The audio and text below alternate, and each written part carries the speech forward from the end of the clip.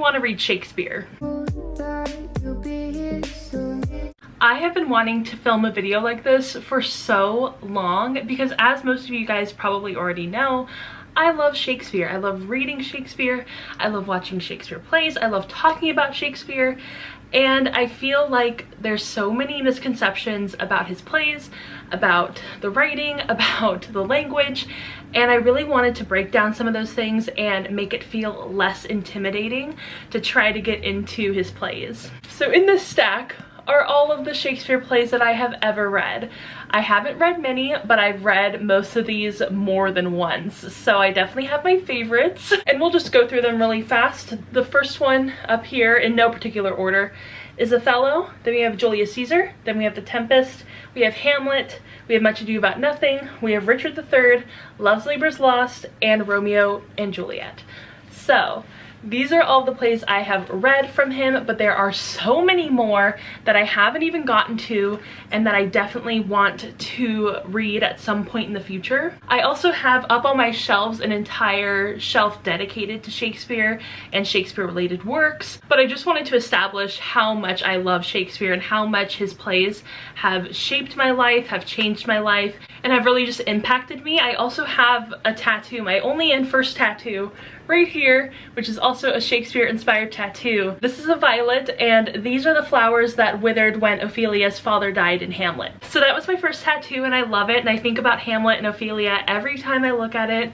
So it's a really great reminder of like literally my favorite Shakespeare play of all time. So getting into how you should read the plays, or what I find to be the most accessible and easy to read form of like his plays, because I know that a lot of us, you know, especially right now, are not going to be going out and watching plays and seeing these performances. So you're probably going to either be watching the movies or you're going to be reading the plays. So while I love watching movies, watching plays, and adaptations of his actual plays, like I prefer to read them physically, like almost as a book. So I always go for these editions. These are the Folgers editions, and I love them so much. I find them so helpful. So basically we'll take Hamlet because it is my favorite, and you'll basically see that in the beginning it has a lot of like introductions and just kind of like explanations of things within Shakespeare plays, and also specifically the play that the actual Folgers edition is of. So these are the covers, and just anything that looks like this, I swear it's going to be the best edition. I know there are plenty of other editions that people swear by and they love.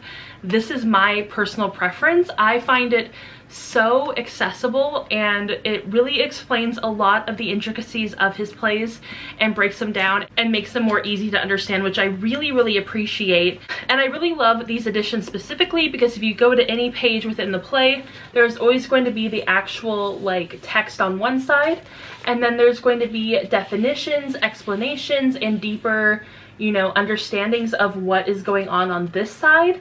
It's going to be over here. So that's really helpful. I find that to be something that I actually go to every time I read one of the plays. And even if I'm rereading, I will still, you know, check on this side and kind of like see where my head's at. And I also like to write notes on that side as well.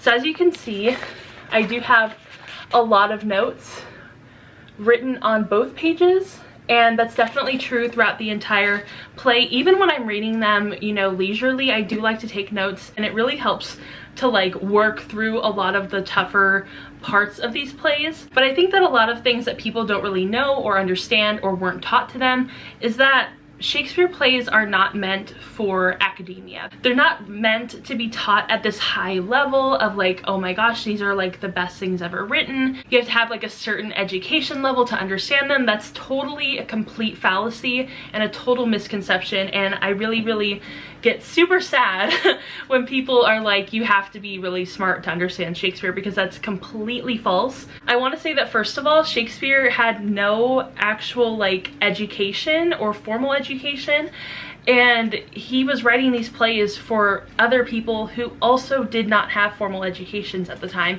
and who were also possibly illiterate. So all of these plays were written for the common person in like the 1600s. These were plays that were performed for anybody. They weren't just plays performed for royalty or nobility. These are plays that were written specifically for the common person to understand and relate to. And I feel like that really breaks down a lot of the barriers that keep people away from Shakespeare in the first place. Because I feel like we're constantly being fed the idea that Shakespeare is meant to be picked apart in an academic setting, when that's, you know, I feel like that's a lot of fun. I'm an English major, I enjoy doing that, but that's not really what the plays were written for. And I feel like when you start to understand that, oh my gosh, like Shakespeare, he didn't have formal training, he didn't have formal education, he was just a normal guy writing these plays, and he was writing them for normal people, it starts to feel like less mystified. It's just, you know, it's so much more accessible when you see it that way. And I feel like another misconception that people have is that Shakespeare's plays are written in Old English, and that's absolutely not the case. They were not written in Old English. They are actually written in modern English. It's just a bit of an earlier form of modern English, because now we don't use thou. So they used thou back then, we don't use that now. And there are definitely a couple of other phrases that we don't technically use anymore, but for the most part it is written in modern English that anyone should be able to understand. Anyone, even without formal education, should be able to understand. And I think it's also fun to note that, you know, so many of the phrases, the words that we use nowadays were actually created by Shakespeare himself. So we get so much of our language and culture from Shakespeare plays. And I feel like that also kind of demystifies the plays as well. So they feel more personal, they feel more connected to you in this modern time, rather than something that is completely separated from you and from a totally different time. These plays are meant to be super relatable, whether they're like a historical play, whether they're a play about royalty, whether they're a play about whoever. These are meant to be relatable. So here's an article from the Grammarly website that kind of details some of the words that Shakespeare created. And this is according to the Oxford English Dictionary. So there is bandit, which is from Henry VI, critic, which is from Love's Labour's Lost, dauntless, which is from Henry VI, dwindle from Henry IV, elbow as a verb from King Lear, green-eyed to describe jealousy from The Merchant of Venice, lackluster from As You Like It, lonely from Coriolanus, skim milk from Henry IV, and swagger from Midsummer Night's Dream. And those are really just the tip of the iceberg, and all of those words are things that we still use today. So he really did influence the way that we use language, and I think that that's super important, you know, in order to demystify these plays and make them more accessible to anybody. So one of my favorite resources in order to understand these plays, and especially plays that you've never read before, that you are unfamiliar with, I really like the podcast Chop Bard. I actually recommended it to one of my professors and she really loved it as well, and I find it to be such a great resource.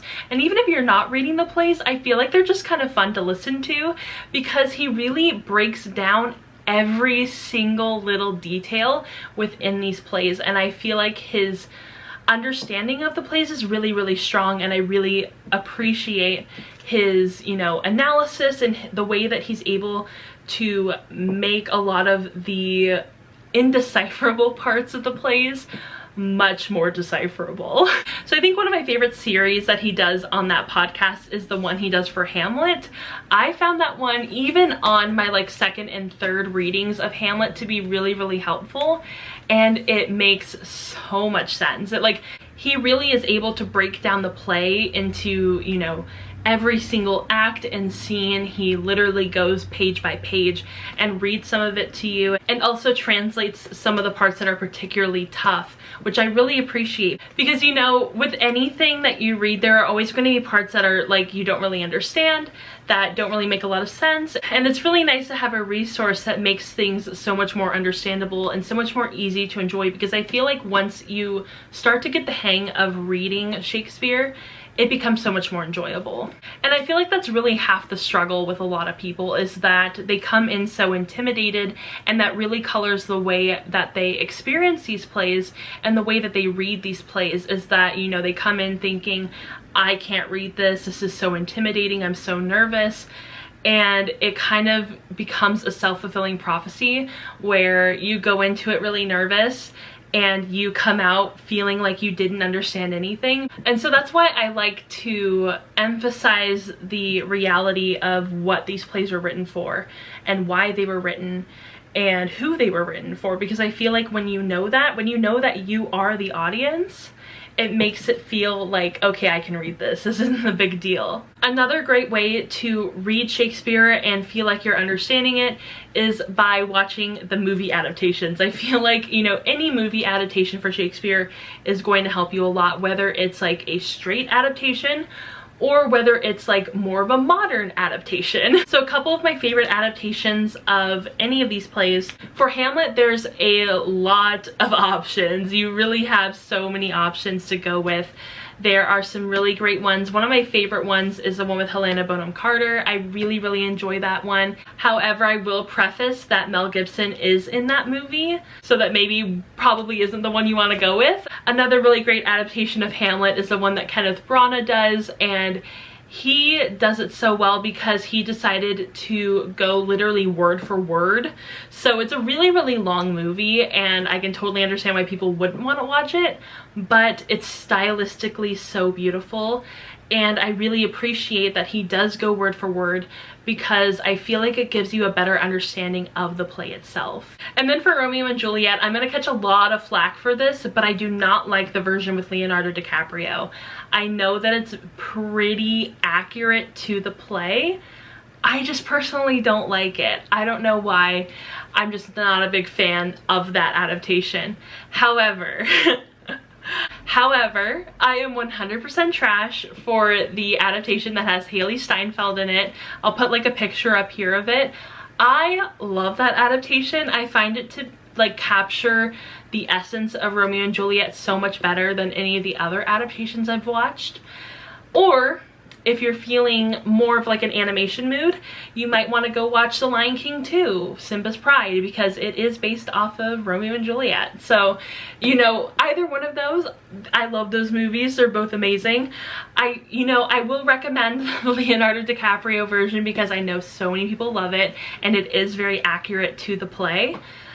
It's just not my favorite. For Much Ado About Nothing, I love this play. I feel like this is a really good play to start off with if you're trying to get into Shakespeare because, one, it's a comedy, so it's super funny, and also the romance is so good. It has sort of like a hate to love aspect in it, which I absolutely adore, and I totally just like go crazy for every single time I read this play, every single time I watch the adaptation. And the adaptation that I love for this specific play is also the Kenneth Branagh version, and I just love that one. I love it. It's on Prime right now, so if you have Amazon Prime, you can watch it for free. I love that adaptation so much. I just think it's one of my favorite Shakespeare adaptations of all time. I think it's wonderful. I love it. And I literally don't have anything bad to say about it. There's also Keanu Reeves is in it, and he plays the villain, and I love him, and so it's just nice to see his face. So yeah, I really like that adaptation as well. And then we have Love's Labour's Lost, which is not one of the most popular plays, but I find the plot to be so intriguing. So basically you have this king, and he brings together, you know, a couple of his friends, and they all decide that they are going to have this pact where they abstain from anything pleasurable, anything having to do with women and drinking and stuff like that. They are just going to be like academics. And then the princess and her friends come over, and it's just kind of like a lot of drama, a lot of just like, you know, secret relationship stuff, and just, it's fun. I really love this play, and I really love the adaptations that have been made of this play. So once again, you have the Kenneth Branagh version. He does a lot of Shakespeare adaptations, and I really love him for it. You know, he always casts himself as the lead, which, you know, mood. But I really do love this adaptation. It has Alicia Silverstone in it, which I just find so enchanting. I love that movie so much. And it's also a musical. It's like a lot of music, a lot of dancing. It's really, really fun. And then there's actually a Broadway musical adaptation. I actually don't think it was on Broadway. It might have been off Broadway. But it is a musical adaptation and it's separate from the movie. And I really enjoyed that as well. So I really love the songs in that musical. They're just so good. So leading into kind of like a different set of adaptations, there are some really great YouTube adaptations of these plays. And one of my favorites is Nothing Much to Do. It's on YouTube. I'll link it down below. And it is absolutely phenomenal. It was so great. It was made a couple years ago, so it's a little old now. I think it was made around like 2014-ish.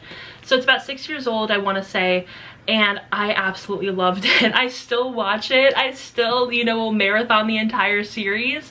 It's so good and so well done and really makes, you know, these Shakespeare plays so accessible because, you know, they're not really using a lot of the language that's seen in the plays. They're definitely making it super, super modern, but I still love it. I think that they did such an amazing job. So there's Nothing Much to Do, and that's based off of Much Ado About Nothing.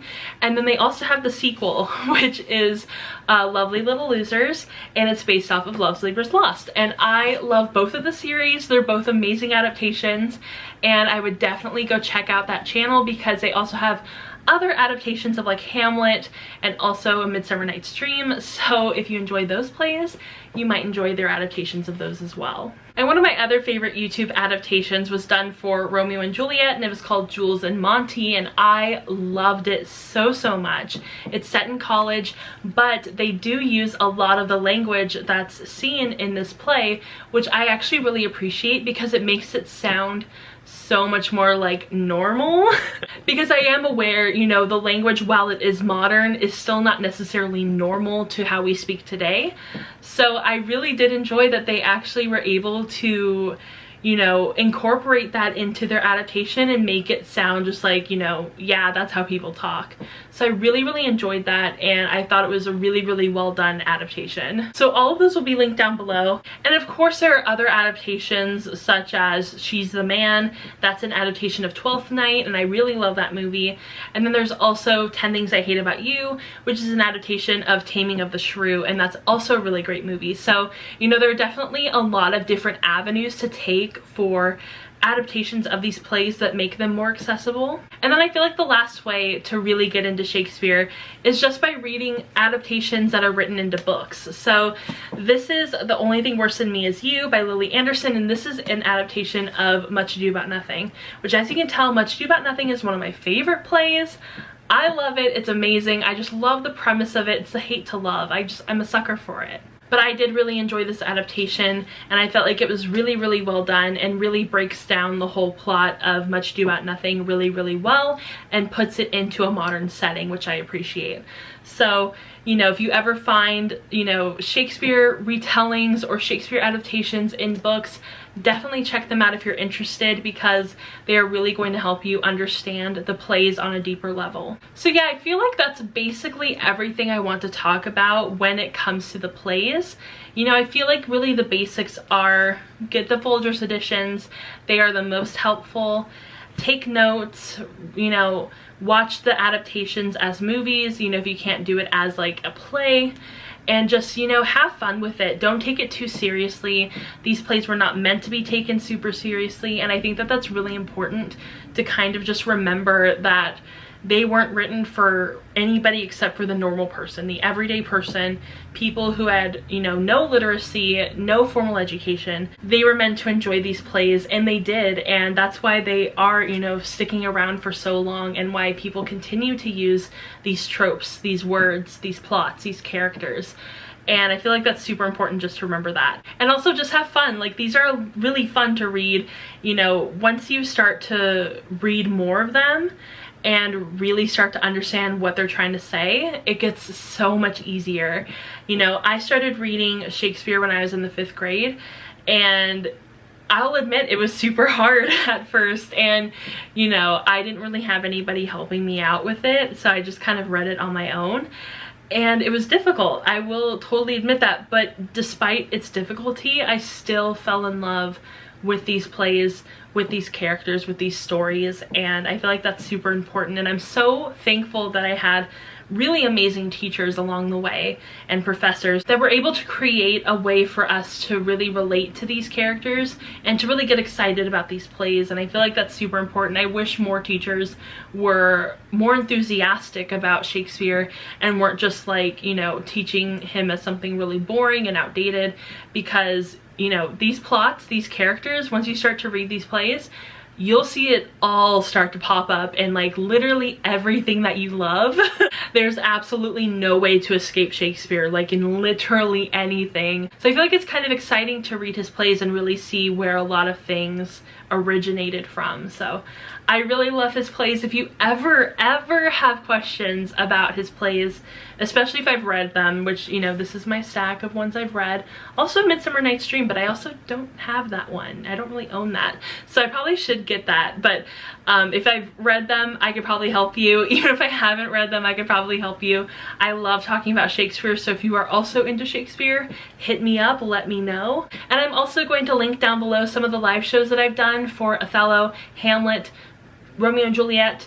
I feel like that's it. I don't know if I did Much Ado About Nothing. I probably did. I think I did. So I'll leave all of those live shows down below as well. And I feel like those might be a little helpful too. So I hope you guys enjoyed this video. I hope you guys start to read Shakespeare if you are interested in it. Even if you're not interested, you know, always go and try out one of the plays, especially if you are, you know, pretty familiar with the plot. It'll be so much easier to get into the plays. And if you have any other questions, let me know down below and I will like try to answer them as best as I can. And I hope you all enjoyed this video. If you did, go ahead and give it a thumbs up and subscribe to my channel. Also go ahead and follow me on Instagram, Twitter, and Goodreads, and I will see you all in my next video. Bye!